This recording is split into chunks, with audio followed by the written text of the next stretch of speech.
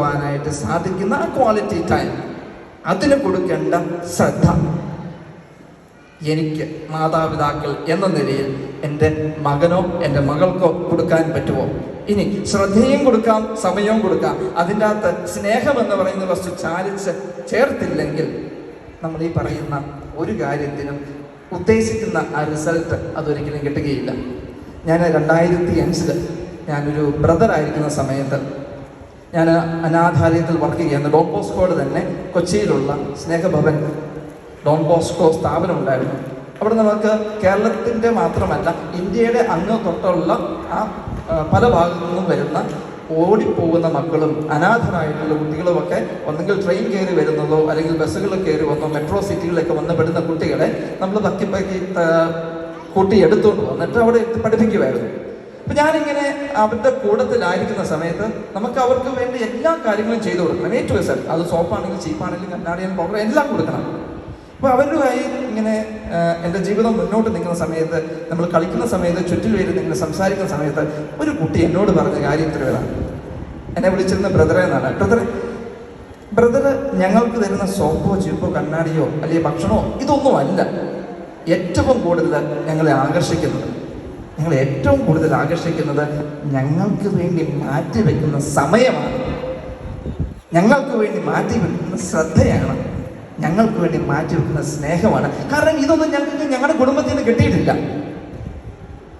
അപ്പം മാതാപിതാക്കന്മാരോട് ഒരേ ഒരു ചോദ്യം ഇതാണ്: നമ്മുടെ മക്കള് വളർന്നു വരുന്നുണ്ടെങ്കിൽ ഇന്നത്തെ തലമുറയുടെ ഇന്നത്തെ കാതലായ കാര്യം എന്ന് പറയുന്നത് ഈ 3 കാര്യങ്ങൾ ഉൾക്കൊണ്ടിട്ടും ആയിരിക്കണം മക്കളെ വളർത്തിക്കൊണ്ടുവരുന്നത്. കാരണം അത് പലപ്പോഴും കിട്ടുന്നില്ല.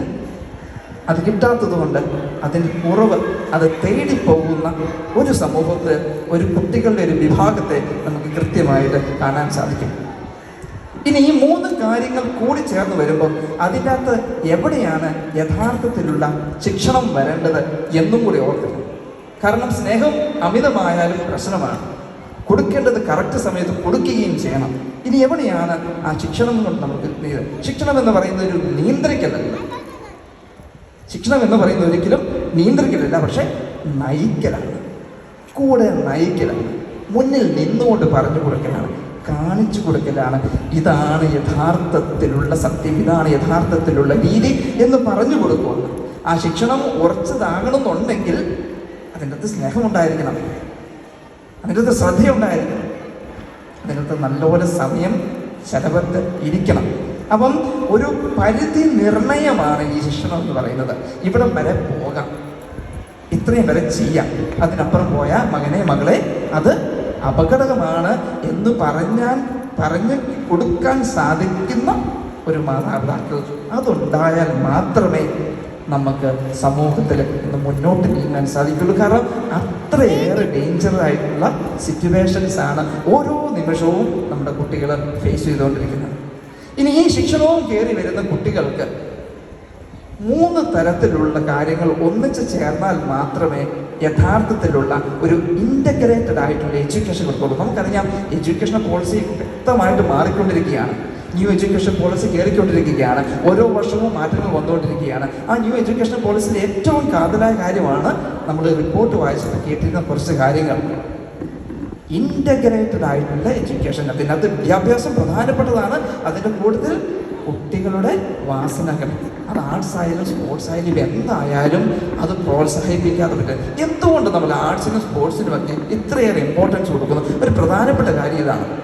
നിങ്ങൾ സമൂഹത്തിലേക്ക് നോക്കിക്കഴിഞ്ഞു കഴിഞ്ഞാൽ മയക്കുമരുന്ന് അങ്ങനെയുള്ള കാര്യങ്ങളൊക്കെ, ഡ്രഗ്സ്, അത് വളരെ കൂടുതലായിട്ട് മുന്നോട്ട് പോയിക്കൊണ്ടിരിക്കുകയാണ്. എൻ്റെ കുട്ടിക്ക് ചെറുപ്പം മുതൽ അവന് ഫോക്കസ് ചെയ്യാൻ പറ്റുന്ന ഒരു ഏരിയ കാണിച്ചു കൊടുക്കാൻ സാധിക്കും. അവൻ ഇൻട്രസ്റ്റോടുകൂടി ഏത് സമയത്തും അവൻ്റെ ഫ്രീ ടൈം മൊബൈലിലല്ല, മറ്റു കാര്യങ്ങളിലല്ല, കായികപരമായിട്ടും കലാപരമായിട്ടും ഏതെങ്കിലും ഒരു മേഖലയിൽ അവന് നീതി പുലർത്തുന്ന രീതിയിൽ അവന് കഴിവ് തെളിയിക്കാൻ സാധിക്കുവാണെങ്കിൽ അവൻ്റെ കോൺസെൻട്രേഷൻ അവിടെയായിരിക്കും, അവൻ്റെ ഫ്രീ ടൈം അവിടെയായിരിക്കും. പഠിക്കാനുള്ള അവൻ്റെ മറ്റു ടൈം കുറവാകുമ്പോൾ അവൻ്റെ ഷാർപ്പ്നെസ് കൂടും. കാരണം അവനറിയാം അവന് 2 മണിക്കൂർ കായിക കലാപരമായ കാര്യങ്ങൾ ഉപയോഗിക്കുന്നതിനുണ്ട്, ബാക്കി 2 മണിക്കൂറേ പഠിക്കാനുള്ളൂ. നേരത്തെ 4 മണിക്കൂർ ഉണ്ടായിരുന്നു, പക്ഷെ പറ്റില്ല. ഈ 2 മണിക്കൂർ കൊണ്ട് അവന് പഠിച്ചു തീർക്കണം എന്നുള്ള ഷാർപ്പ്നെസ് ഉണ്ടാകുന്നത് കൊണ്ട് അവൻ്റെ മൈൻഡിനെ, അവൻ്റെ ഇൻ്റലിജൻസിനെ അതിനനുസരിച്ച് അവൻ ഷാർപ്പ്നെസ് കൊണ്ടുവരും. അപ്പം നമുക്ക് ചിന്തിക്കേണ്ട ഒരു കാര്യം, ഇങ്ങനെയുള്ള കാര്യങ്ങൾ ചെയ്തെങ്കിൽ കഴിവുകളുടെ സമന്വയം, കഴിവുകളെല്ലാം കൂടെ ഒന്നിച്ച് കൊണ്ടുവരാൻ സാധിക്കണം. അതേപോലെ ഈ കഴിവുകൾ കൊണ്ടുവന്നാൽ മാത്രം പോരാ, മൂല്യങ്ങൾ അതിൻ്റെ ഉള്ളിലുണ്ടായിരിക്കണം, അല്ലെങ്കിൽ കുട്ടികൾ വഴിതെറ്റും. അപ്പം മൂല്യങ്ങൾക്കുള്ള പ്രാധാന്യം ഓരോ പ്രാവശ്യവും അത് കുട്ടികൾക്ക് പറഞ്ഞു കൊടുക്കേണ്ട ജോലി എന്ന് പറയുന്നത് മാതാപിതാക്കൾ. കാരണം കുടുംബത്തിൽ നിന്നാണ് എല്ലാം ആരംഭിക്കുന്നത്. സ്കൂള് 2ാമത്തെ കുടുംബമായി മാറും. അത് മാറണമെന്നുണ്ടെങ്കിൽ ആദ്യത്തെ ഭവനത്തിൽ നല്ല ശിക്ഷണവും നല്ല രീതികളും പറഞ്ഞു കൊടുക്കണം. ഇനി ഇത് 2 കാര്യങ്ങൾ ചേർന്ന് വന്നാൽ മാത്രമേ ആ കുട്ടി സമൂഹത്തിന് ഏറ്റവും പ്രാധാന്യം അർഹിക്കുന്ന ഒരു കുട്ടിയായി മാറുള്ളൂ, സമൂഹത്തിൽ അവൻ്റെ കോൺട്രിബ്യൂഷൻസ് ഉണ്ടാവുകയുള്ളൂ. അപ്പോൾ ഈ 3 കാര്യങ്ങളും ഒന്ന് ചേർന്ന് കഴിയുമ്പം നമുക്ക് ഒരു ആഫ്രിക്കൻ ജനതയിലുണ്ടാകുന്ന ഒരു ചെറിയൊരു കഥയും കൂടി പറഞ്ഞ് ഞാൻ അവസാനിപ്പിക്കുകയാണ്. ഒരു ആഫ്രിക്കൻ രാജ്യത്തെ ഒരു ഗോത്രവർഗ്ഗക്കാർ ഇവരുടെ ഗോത്രവർഗ രീതിയെക്കുറിച്ച് പഠിക്കുവാനായിട്ട് ഒരു ആന്ത്രപ്പോളജിസ്റ്റ്, നരവംശ ശാസ്ത്രജ്ഞൻ വന്നിട്ട് ഒരു കുട്ടികൾക്കൊരു ടെസ്റ്റ് നടത്തുകയാണ്.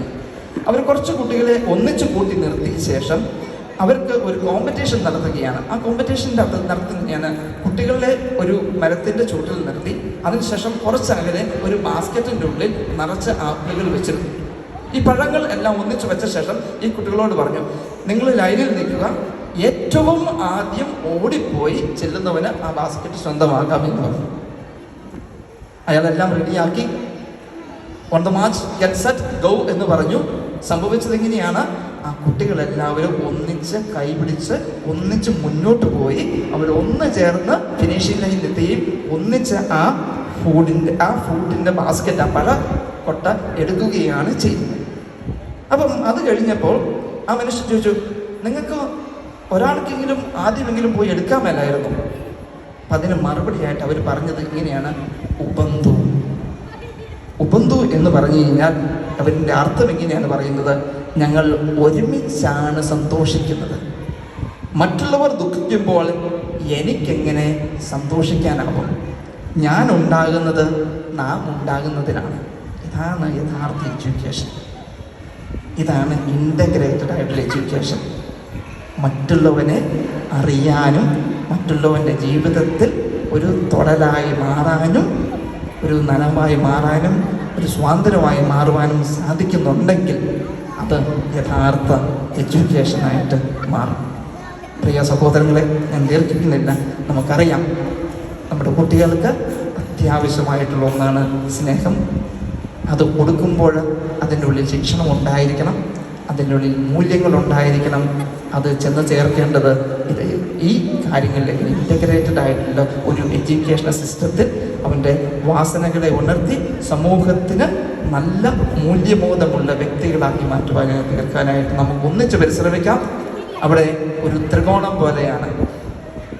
അവിടെ പേരൻസ് ഉണ്ട്, കുട്ടികളുണ്ട്, ടീച്ചേഴ്സ്, സ്കൂൾ മാനേജ്മെൻറ്റ് എല്ലാവരും ഉണ്ട്. നമുക്ക് ഒന്നിച്ച് പ്രവർത്തിക്കാം. ഈ സ്കൂളിൽ അഭിനന്ദനം അർഹിക്കുന്ന രീതിയിൽ കായികപരമായിട്ടും കലാപരമായിട്ടും ഒത്തിരിയേറെ സമ്മാനങ്ങൾ പറഞ്ഞു കേട്ട് ഈ റിപ്പോർട്ടിൽ നമ്മൾ കേൾക്കാനിടയായി.